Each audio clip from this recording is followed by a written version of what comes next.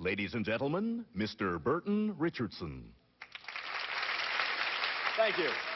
Thank you. Thank you very much.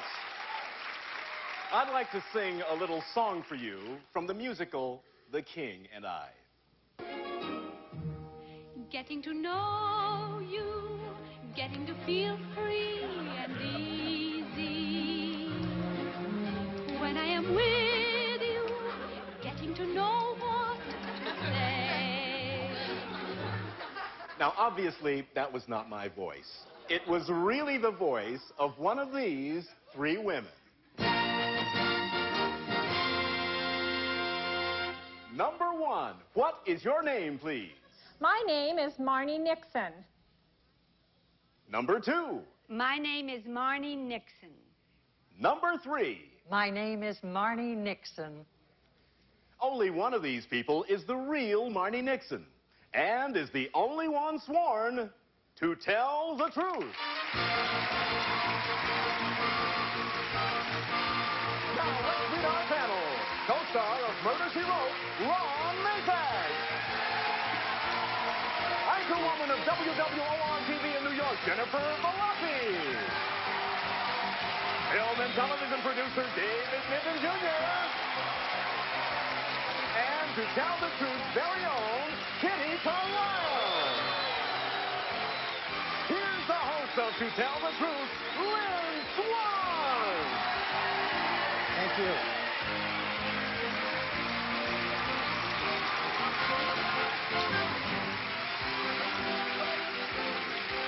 Well, thank you all. Thank you all. Well, panel, let's get right to the story presented by our first team of challengers, all three of whom claim to be Marnie Nixon. This is her story. Please, read along with me. I, Marnie Nixon, am a singer. I sing the songs for stars who cannot sing.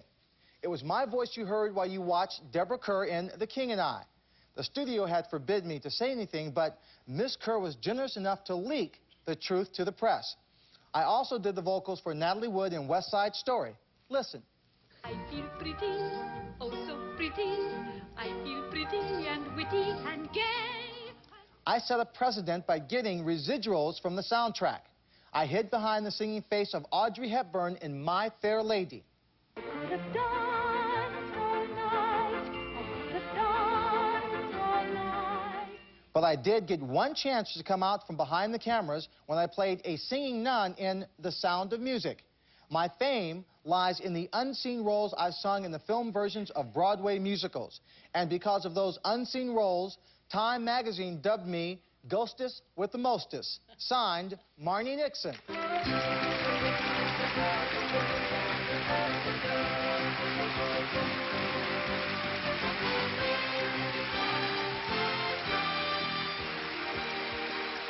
We'll find out more about our ghost singer right after this. Welcome back, and panel, all three of these people claim to be Marnie Nixon, ghost singer to the stars. Kitty, you may start the question. Thank you. Number one, what did you sing in Sound of Music? I sang the part of the nun, and it was, how do you solve the problem of Maria? And number two, who directed the stage play of My Fair Lady? Moss Hart. And number three, where did you study singing? I studied singing in New York at the Juilliard School of Music. And number one, what was Rex Harrison like? David. Thank you. Number one, when did Deborah Kerr allow you to leak, or when did Deborah Kerr leak it to the press? She leaked that to the press before the movie was actually released. And what was the studio's reaction? They felt real good about it. Okay. It wasn't a secret. Goody goody for you, goody goody for them. Yeah. Number two, when did Time magazine dub you the ghostess with the mostess? Oh, I don't know. About the 60s, I think, in the 1960s. And number three, was this a long article or a brief article in Time Well, magazine? it was a rather brief article, but it appeared in a lot of newspapers and magazines, as brief as it was.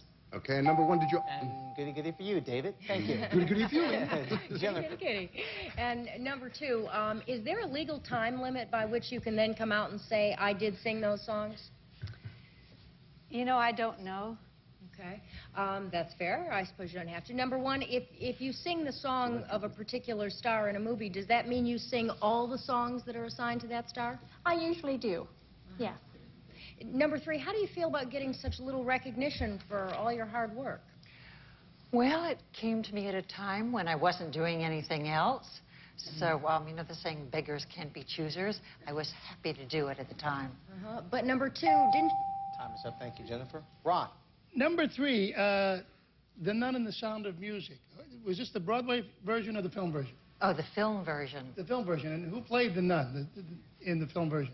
In the film version, it was done by Marilyn Sanders. Aha. Number two, when you sang for Natalie Wood, I mean, did Leonard Bernstein conduct you in West Side Story? Not in the film version, no. Number two, when you sing for one of these stars, do you try to get your voice as close to their speaking voice, or does it make any difference? Oh, yes, I do. I had more questions, Wayne.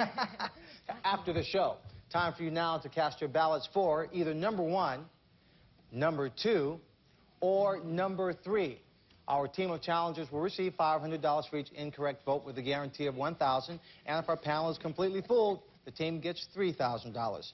So, Kitty, for whom did you cast your ballot? Well, I have to disqualify myself because I know the beautiful voice of Marnie Nixon, and I know what she looks like. I've heard her sing many times, and so I will disqualify myself. All right. David. That's very upsetting because Kitty's right again. All right. Well, I'm totally confused. I haven't the faintest idea, except that I was very impressed when number two mentioned the word Moss Hart, which must have brought a small smile to somebody's face on this panel. Mine. Of course, to Kitty's, yes. Jennifer? Well, this one's very tough for me. Number one, I think, was a little hesitant on a couple of the questions that you asked, Kitty, so I kind of disqualified number one. Two, I'm not quite sure about, and three, I think your voice maybe is just a little deep to have been singing some of those very high notes in the songs, but I voted for you anyway. All right. Ron? For none of the above reasons, we have heard this voice for 25 years, and you've given us a lot of joy, whoever you are. I just went with number two on a hunch. On the hunch. Well, with the votes all in, we have, I'm sorry, number one, no votes for you. We have 2 votes for number 2, 1 vote for number 3, and of course, Kitty has disqualified herself, which counts as a incorrect vote for our challengers. Now it's time to find out who the real singer behind the scenes is. Will the real Marnie Nixon please stand up? Number 2. David and Ron, very well. Marnie, we'll get right back to you. Number 1, what is your name and what do you do? My name is Paula Burton. I'm a teacher and a motivational speaker. Terrific. And number 3? My name is Harriet Miller, and I'm a freshman at Los Angeles Valley College. Terrific. We're very proud of you for being there. There are 2 incorrect votes, so at $500 apiece, your team will receive $1,000. Thank you very much. And now, for all of you, Marnie Nixon is going to lip sync Marnie Nixon. All right? But singing Getting to Know You. But when she comes to a particular part in the music will stop, and Marnie Nixon will be singing to you live. Okay? It's your show, Marnie. Getting to know you, getting to feel free and easy. When I am with you, getting to know what to say.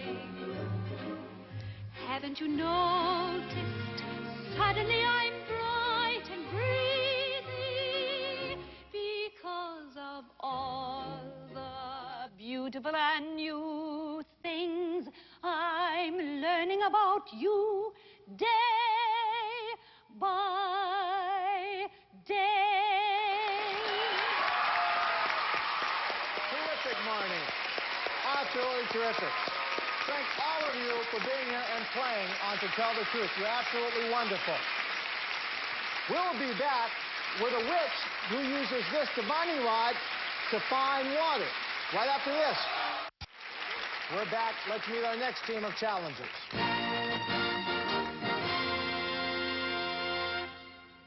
Number 1, what is your name, please? My name is Gene Dyke. Number 2. My name is Gene Dyke. Number 3. My name is Gene Dyke.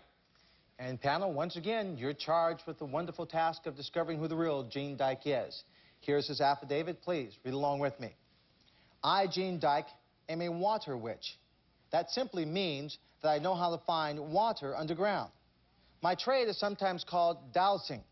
Originally, dowsing was done with a forked stick cut from a tree. But now I use a wire rod or wand.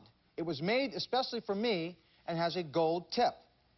Since 1941, I've located over 1,000 wells, many of them for celebrities.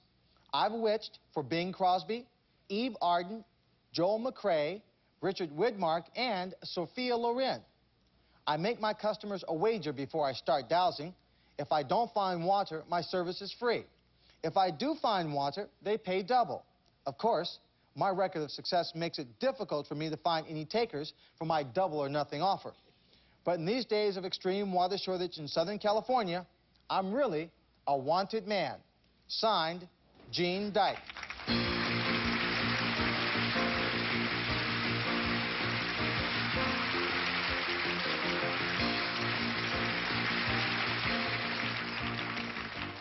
And Ron, I thought maybe instead of a water witch, he might be called a water warlock. Warlock. Ah, that was going to be my opening line. Very good, man. Go ahead, Ron. Number 1, sir, after all these years of using the wooden divining rod or whatever they call that, but the thing, now you have one that's made for yourself out of a gold tip. Isn't that going against the whole principle of what it was? No, sir. It works just as good as a forked stick. Well, number 2, if that's the case, you wouldn't even really need anything. You could just do it with your head, couldn't you? No, I can't do it with my head. I have to have my rod. Number 3, and your staff. Don't forget your staff. Number 3, where did you find this water for Joel McRae? In the ground. Very good answer. Jennifer. Number 1, what's the theory behind this? Why should this work? They have no scientific reason for it to work. Nobody's ever figured it out. Number 2, once you find the water, what does it do? It leads you to a spot and then you have to dig? Well, when I find the spot where the water is, the rod points to it, and that's the spot that we mark out that's best for digging. Well, number 3, actually, I've always been fascinated by this. What do you mean? You're walking around and it actually pulls down to the ground when you're over water? Yes, the point dips right down to the ground. And number 3, do you have any... Sorry. David. Okay, number 3. Now, what sort of a tree did the wood used to come from? There was a special tree, wasn't there? There is an old tale that it had to be willow, but actually any green tree. Okay, number 2. What happens if you're walking along and it dips and you start digging and you hit the water main? That can happen. It finds... Dowsing is done to find moving water. You can't find still water. It has to be moving. Okay, number 1. How deep could the water be? I mean, will this thing dip 12 feet, 10 feet, 2 feet? For Bing Crosby, we went 900 feet. 900 feet. Why the gold tip on the end? Thank you, David. Kitty. Well, number 1, how did you first discover you had this talent? Well, I was walking across the field with my brother-in-law, and he said there's a stream of water running across here. And I said, how in the, do you know? He said, wait a minute, and I'll show you. So he cut a stick.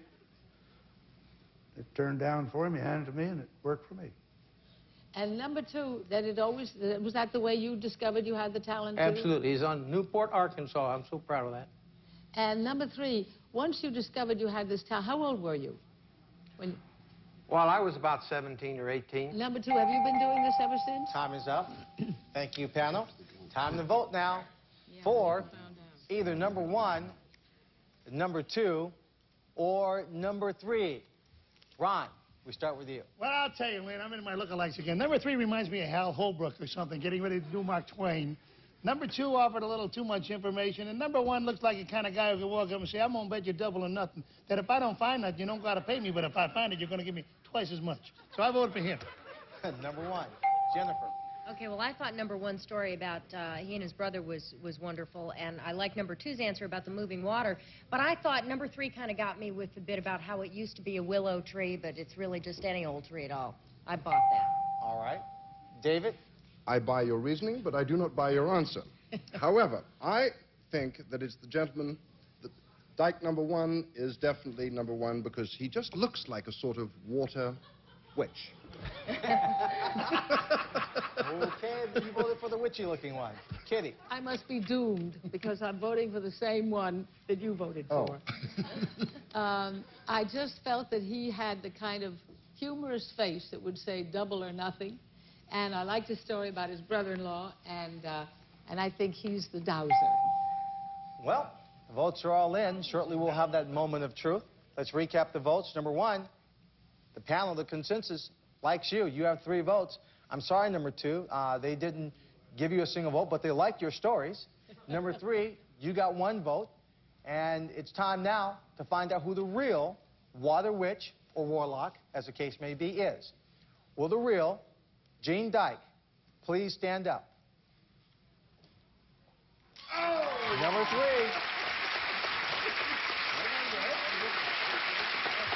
Gene, is this a talent that you can teach? No, you can't teach anybody. You might show them they can do it, but you can't teach them to do it. Okay. If you've got it, you've got it. All right, now obviously you have it. I'll tell you what, let's meet your imposters. Number 2, what's your name and what do you do? My name is Larry Fuller, and I'm a prototype machinist. Wonderful. And number 3? My name is Tom Smith. I'm a retired aircraft engineer. Wonderful.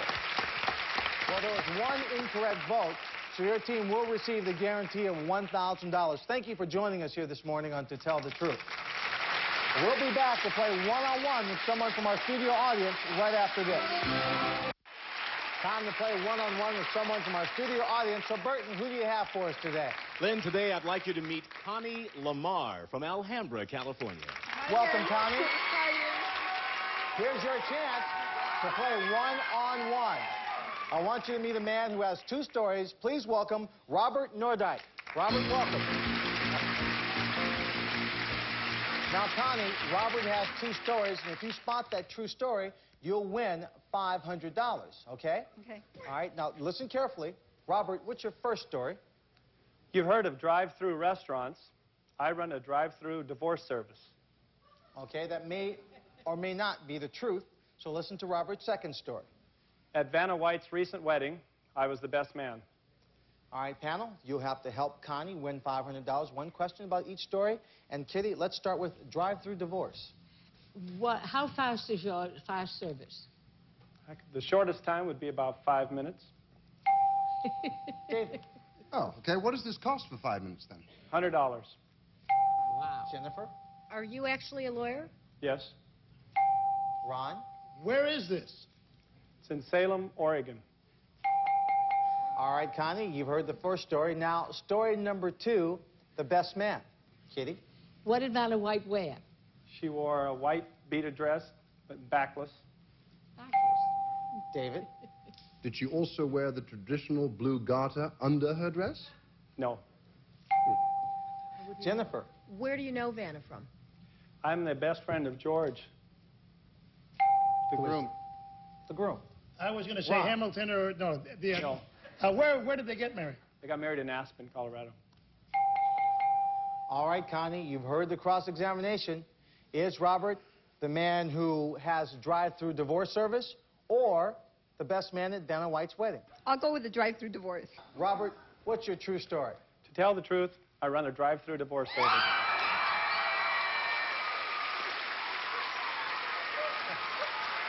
Very good job, Connie. Congratulations. Good job. Good move to go with your own instincts. You win $500. Robert, I'm sorry you didn't win the money, but drive-through divorce. How did this inspiration come to you? Well, I went through a mall once, and there was an insurance man standing in a booth giving information out, and I thought, well, I could do that, have a bell, and charge $10 a question. And then I think there was a drive-through funeral parlor or something a few years back, and I saw that, and I started thinking about computers and how we've been able to spit out divorce forms so quickly, so you could do it just like in a bank. Come through at one end and spit out the information at the other. Well, I'll tell you, I mean, unfortunately, there's probably a lot of people who need your service, and they'll be very happy that you're there to give it to them. Thank you for being here and playing Thanks on To Tell the Truth. But we'll be right back after this. Welcome back, folks. Listen, thank you. That's very nice of you. Thank you very much. I'm getting this wonderful ovation from all of you. It's very nice of you. This is my last week and my last day as the host of To Tell the Truth. The staff here of To Tell the Truth have done a wonderful job. It's a great show. I've enjoyed, loved every moment of it, being here with you every morning, doing the show, meeting lots of interesting people. The panel has been terrific every week. They've been absolutely wonderful. I'm going to miss being here, but it's going to be a great show. So we will see you on Monday on To Tell the Truth. So long, everyone. Have a great weekend. Everyone has something to hide. I moonlight as a mud wrestler. But on the new game show, I've Got a Secret. Do you have more of something than you should have? Nothing stays hidden for long. Yeah. I've Got a Secret. Tonight at 11:30, only on GSN.